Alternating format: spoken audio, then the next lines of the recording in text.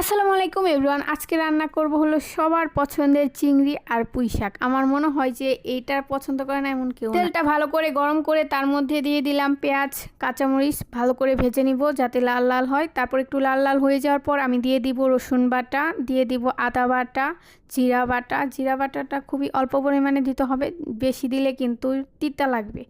এটা খেয়াল রাখতে হবে যে জিরা পরিমাণটা যদি বেশি হয়ে যায় তাহলে কিন্তু তিতা লাগে। এখন দিয়ে দিব হলুদের গুঁড়ো, মরিচের গুঁড়ো দিয়ে ভালো মতো নেড়ে তারপর পানি দিয়ে দিব। আর অবশ্যই চুলার আঁচটা কিন্তু কমিয়ে রাখতে হবে। তারপর মশলাটা ভালো করে কষানো হয়ে গেলে আমি এই চিংড়ি মাছগুলো দিয়ে দিব। এই গুঁড়ো চিংড়ি কিন্তু অনেক বেশি মজা হয় আর এগুলোর ফ্লেভার কিন্তু বড় চিংড়ির থেকে বেশি। এখন আমি পুঁই শাকগুলো দিয়ে দিব। পুঁই শাকগুলো দিয়ে ভালো মতো নেড়ে তারপর ঢাকা দিয়ে রেখে দিব। এখন আমি এগুলো ভালো মতো কষিয়ে নিব।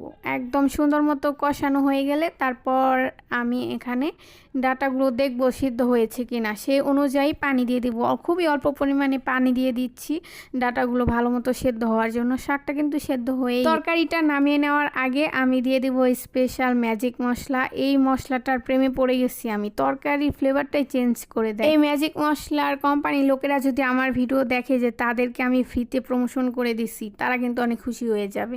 তো যাই হোক, তরকারিটা হয়ে গেছে। সবাই ভালো থাকবেন, আল্লাহ হাফেজ। অবশ্যই আমার চ্যানেলটা সাবস্ক্রাইব করুন।